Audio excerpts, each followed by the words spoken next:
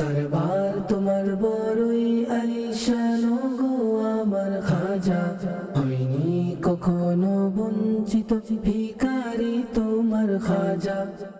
আলহামদুলিল্লাহি রাব্বিল আলামিন ওয়াসসালাতু ওয়াসসালামু আলা সাইয়্যিদিল মুরসালিন আম্মা বা'দ ফাআউযু বিল্লাহি মিনাশ শাইতানির রাজীম বিসমিল্লাহির রহমানির রহিম আসসালাতু ওয়াসসালামু আলাইকা ইয়া রাসূলুল্লাহ ওয়া আলা আলিকা ওয়া আসহাবিকা ইয়া হাবিবাল্লাহ আসসালাতু ওয়াসসালামু আলাইকা ইয়া নবিয়াল্লাহ ওয়া আলা আলিকা ওয়া আসহাবিকা ইয়া নূরাল্লাহ। প্রিয় ইসলাম ভাইরা, মাদানী চ্যানেলের দর্শকবৃন্দ, আলহামদুলিল্লাহ আসাওয়াজাল আরও একবার আপনাদের নিকট উপস্থিত হয়েছি মাদানী চ্যানেল বাংলার এক অনুষ্ঠান নিয়ে। রজবুল মুরাজ্জব মাস উপলক্ষে, বিশেষ করে খাজা গরিবে নওয়াজ রহমতুল্লাহ তাআলার উরুসের মাস, এই মাসকে কেন্দ্র করে খাজা গরিবে নওয়াজ রহমতুল্লাহ তাআলার জীবনের একটি দিক নিয়ে আমরা এই অনুষ্ঠানের মধ্যে উপস্থিত হয়েছি।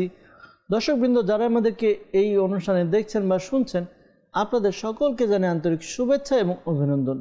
দর্শকবৃন্দ, আপনারা অবগত আছেন এর পূর্বে যেই পর্বগুলো হয়েছিল এই অনুষ্ঠানের, ওই পর্বগুলোতে আমরা চেষ্টা করেছি খাজা গরিবে নওয়াজ মঈনুদ্দিন চিশতি হাসান সানজারি রহমাতুল্লাহ তাআলা আলাইহির জীবনের একটি দিক, বিশেষ করে তার শিক্ষা, তিনি তার ভক্তদেরকে, তার মুরিদদেরকে কোন কোন বিষয়ের শিক্ষা প্রদান করেছেন, এই বিষয়গুলো আমরা জানার চেষ্টা করি। এই বিষয়গুলো আমরা জেনে নিজের আমলকে বৃদ্ধি করতে পারি, নিজের আমলের মধ্যে উৎসাহ নিতে পারি। তো এ লক্ষ্যে এই অনুষ্ঠান করা। এই অনুষ্ঠানে আজকে আমরা কোন বিষয় নিয়ে আলোচনা করব তা জানবো। এর পূর্বে আসুন আমরা আমাদের প্রিয় নবী রাসূল আরবি সরকারে দো আলম সাল্লাল্লাহু তাআলা আলাইহি ওয়া সাল্লামের উপর দুরুদে পাক পাঠ করা ফজিলত সম্মিলিত হাদিসে মোবারকা শ্রবণ করে নিই। আমাদের প্রিয় নবী রাহমাতুল আলামিন শফিউল মুজনিবিন রাসূল করিম রউফুর রহিম সাল্লাল্লাহু তাআলা আলাইহি ওয়া সাল্লাম ইরশাদ ফরমান, যে ব্যক্তি আমার উপর প্রতিদিন 1000 বার দুরুদে পাক পাঠ করবে, সে ততক্ষণ পর্যন্ত ইন্তেকাল করবে না যতক্ষণ না সে দুনিয়াতে থাকা অবস্থায় জান্নাতে থাকার স্থান দেখে না নেয়। সুবহানাল্লাহ। দর্শকবৃন্দ, আসুন আমরাও আমাদের অনুষ্ঠানের বরকতের জন্য দুরুদে পাক পাঠ করি। সাল্লু আলাল হাবিব সাল্লাল্লাহু তাআলা আলা মুহাম্মদ সাল্লাল্লাহু তাআলা আলাইহি ওয়াসাল্লাম।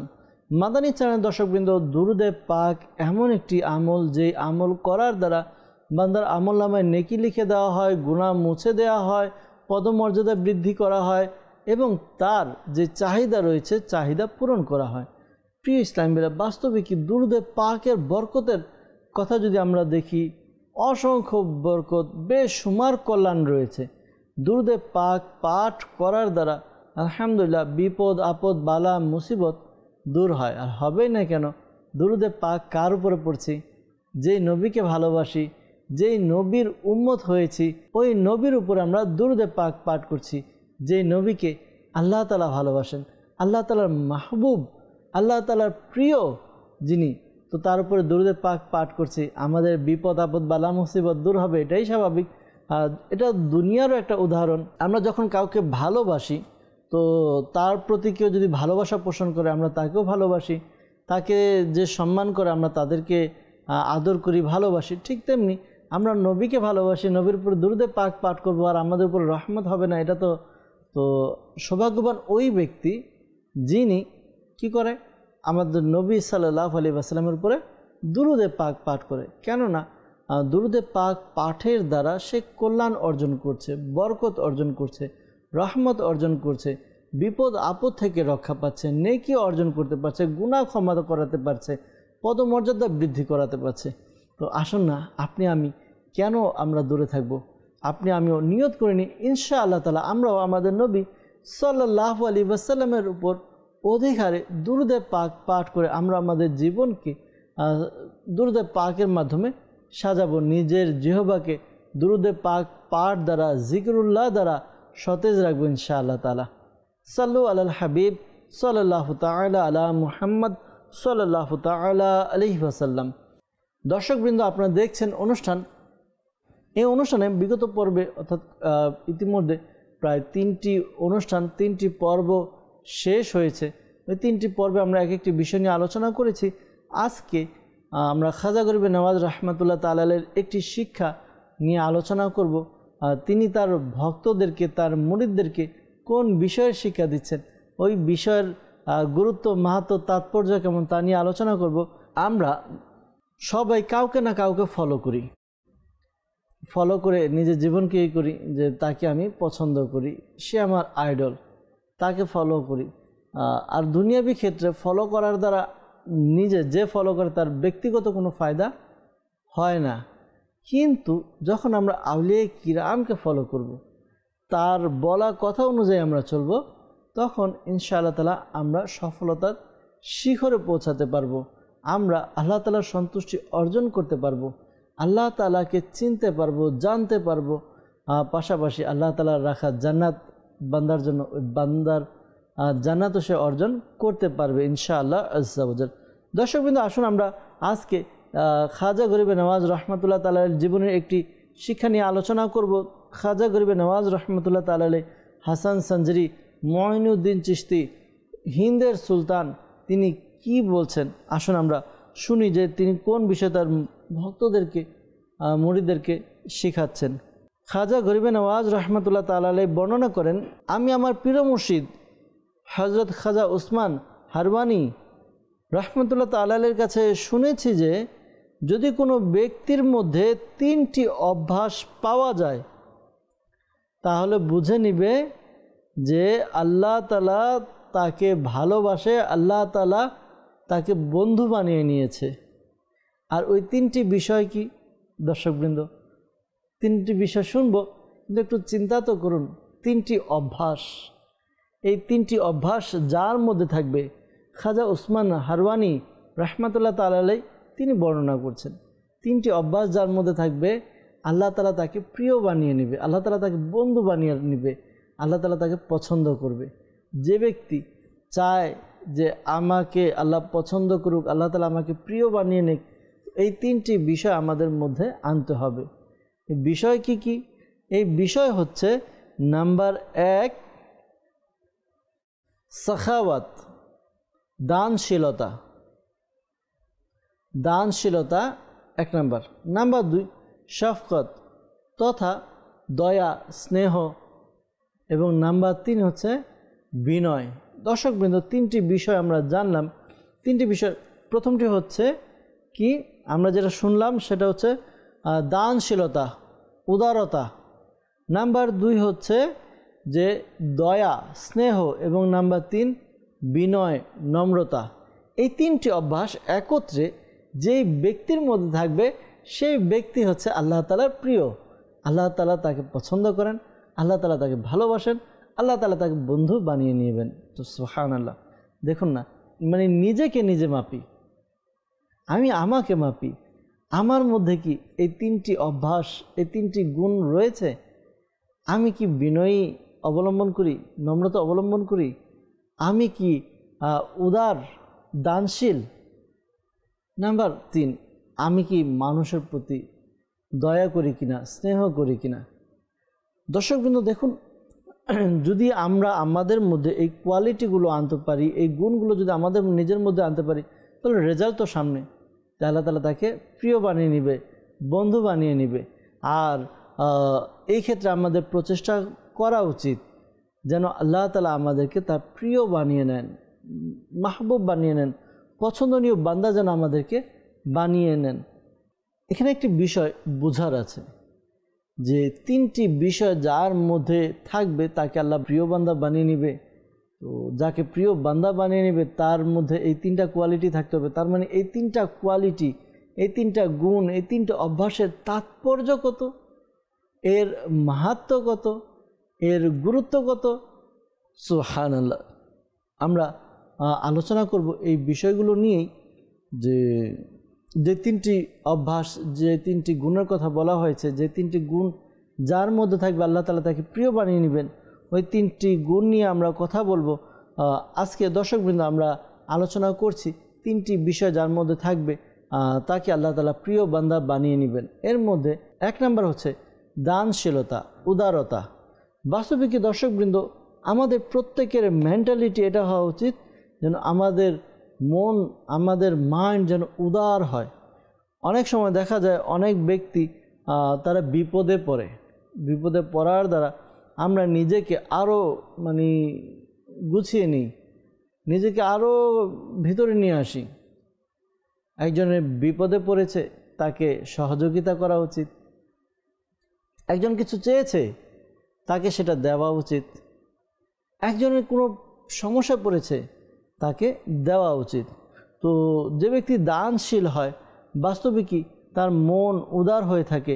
আমরা যদি দানশীলতার সাখাওয়াত যাদের মধ্যে আছে, যাদের মধ্যে উদারতা রয়েছে, এই ব্যক্তিগুলোর যদি ব্যাপারে আমরা জানতে চাই তাদের ফজিলত কি, তো হাদিসে মুবারাকার মধ্যে এসেছে নবী করিম রাউফুর রহিম সাল্লাল্লাহু তাআলা আলাইহি ওয়া সাল্লাম ইরশাদ ফরমান, দুটি বিষয় এমন রয়েছে যেই দুটি বিষয় যার মধ্যে থাকবে তো আল্লাহ তাআলা তাকে পছন্দ করেন, আল্লাহ তাআলা তাকে প্রিয় বানিয়ে নেন। এর মধ্যে একটি হচ্ছে আমাদের আলোচ্য বিষয়, তা হচ্ছে সাখাওয়াত, তা হচ্ছে দানশীলতা, উদারতা।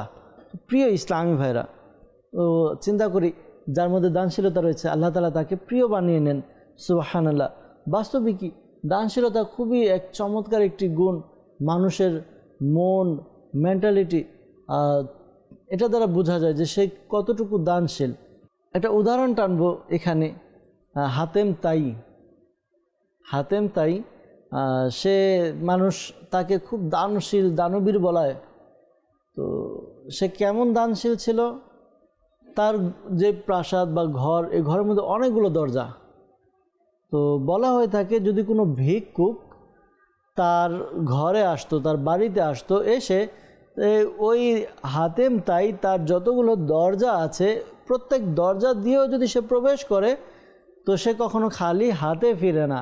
অর্থাৎ এক দরজাতে আসলো, তাকে দেওয়া হলো, সে যদি আবার দ্বিতীয় দরজাতে আসে, আমাদের মধ্যে কি হয়, এই একটু আগে না নিলেন, আপনি না ওইখান থেকে নিয়েছেন, আবার এসেছেন এখানে কেন? এরকম আমাদের মেন্টালিটি থাকে, আমাদের ব্যবহারটাও এমনই থাকে।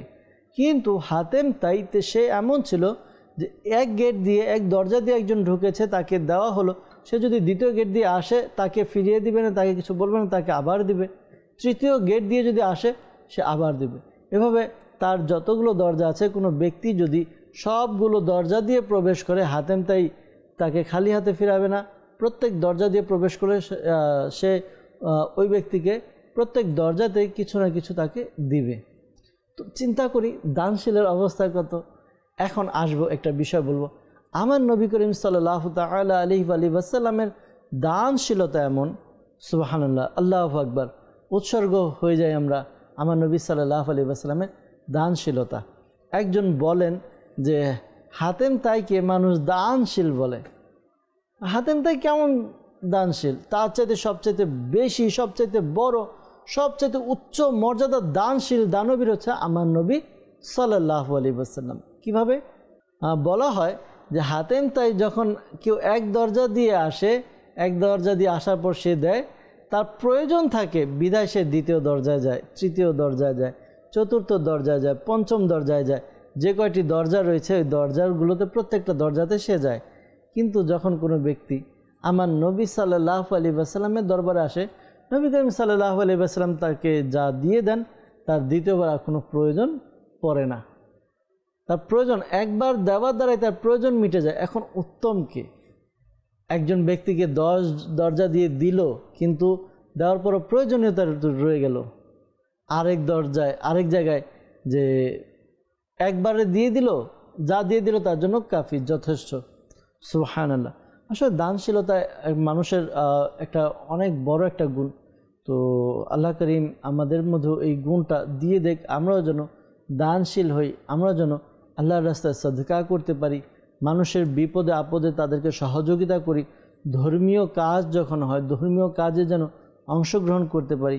অনেক ব্যক্তি এমন আছে, আমি নিজেও শুনেছি, দেখেছি, বলা হয় এক ব্যক্তির ব্যাপারে যে তার দানশীলতার মানে হোক ছোট বড়, কিন্তু তার দানশীলতা এমন বা তার মেন্টালিটি এমন, কোথাও মসজিদ নির্মাণ হচ্ছে, তার কারণে যদি খবর আসে ওইখানে মসজিদ নির্মাণ হচ্ছে, সে কমপক্ষে একটা ইট হলেও ওই মসজিদে সে পৌঁছে দিবে। অর্থাৎ দেখুন আমাদের মেন্টালিটি কেমন, আমরা এই বিষয়গুলো করি না। কিন্তু যারা দানশীল হবে, বলা হয়ে থাকে যে অনেক ব্যক্তি যারা অনেক আমল করবে, তারা আমল নিয়ে উঠবে, কিন্তু তাদের চাইতে বেশি মর্যাদাবান হবে যারা দানশীল হবে, আল্লাহর রাস্তায় যারা খরচ করবে, উদারভাবে খরচ করবে। আল্লাহ তাআলা আমাদেরকে বোঝার তৌফিক দান করুক। আল্লাহ তাআলা আমাদেরকেও দানশীল হিসাবে কবুল করে নেক। দর্শকবৃন্দ, আমরা 3টি গুণের কথা শুনেছিলাম। 3টির মধ্যে একটি হচ্ছে কি দানশীলতা। এরপর আসি, দ্বিতীয় হচ্ছে শফকত, দয়া বা স্নেহ করা। আমরা হাদিসে মুবারাকা শুনেই থাকি যে প্রিয় নবী সাল্লাল্লাহু তাআলা আলাইহি ওয়া সাল্লাম ইরশাদ ফরমান, যে ব্যক্তি আমাদের বড়দেরকে সম্মান করে না এবং আমাদের ছোটদের স্নেহ করে না, সে আমাদের দলভুক্ত নয়। আল্লাহ আল্লাহ, একটু চিন্তা করি যে আজকাল বাস্তব কথা এটা, আমরা তো এমন আমাদের জেহেন মন মানসিকতা এমন হয়ে গিয়েছে বা আমাদের অন্তর এত কঠোর হয়ে গিয়েছে, আজকে না আমরা বড়দেরকে সম্মান করি আর না ছোটদেরকে স্নেহ করি, বরঞ্চ বড়দেরকে আমরা তিরস্কার করি, বড়দেরকে তুচ্ছ তাচ্ছিল্য করি, আর ছোটদেরকে তো গণাই ধরি না। কোনো একটা বিষয় ছোটদের ক্ষেত্রে আমরা জবরদস্তি করি। একটা ছোট কিছু করছে তো এই সর, বাচ্চা মানুষ এখানে কি করো, এখানে কিছু তোমার কাজ আছে ছোট মানুষ, এরকম বিভিন্ন ধরনের বাচ্চাদেরকে আমরা তুচ্ছ তাচ্ছিল্য করি।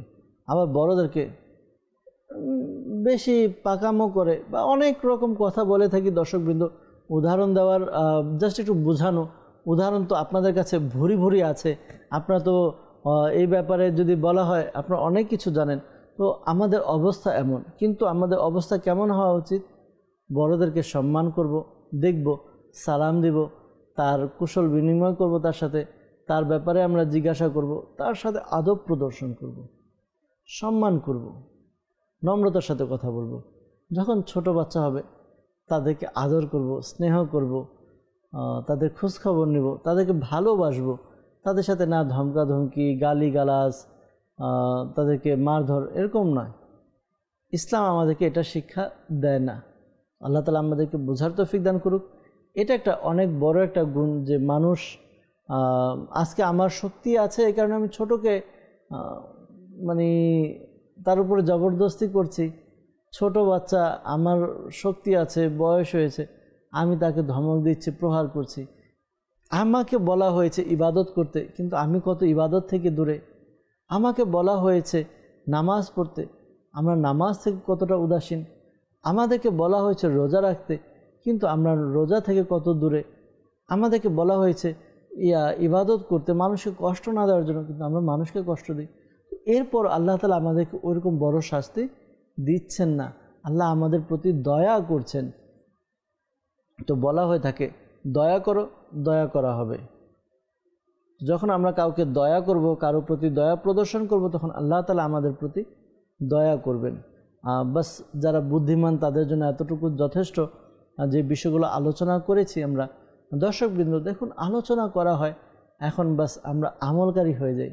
যে এই বিষয়গুলো বলা হচ্ছে, এই বিষয়গুলো আমি নিজের আমলের মধ্যে নিয়ে নিই, আমি আমার জীবনকে নবীর সুন্নত দ্বারা, এরপর হলো বিভিন্ন হাদিসে মুবারকের যে আলোকে আমার জীবন কীভাবে গড়ব, এই বিষয়টি আমরা শিখে নিই, তাহলে আশা করি আল্লাহ তাআলার অনেক দয়া আমাদের উপরে আরও বর্ষিত হবে ইনশাআল্লাহ আজ্জা ওয়া জাল। দর্শকবৃন্দ, 2টি বিষয় আমরা আলোচনা করেছি এই অনুষ্ঠানের মধ্যে। 3টি অভ্যাসের কথা বলা হয়েছে। নাম্বার 1 দানশীলতা, উদারতা। নাম্বার 2 হচ্ছে দয়া, স্নেহ করা। আরেকটি বিষয় তা হচ্ছে বিনয়, নম্রতা। এই বিনয়, নম্রতা আর পাশাপাশি যে 2টি বিষয় বলা হলো, এই 3টি বিষয় যার মধ্যে পাওয়া যাবে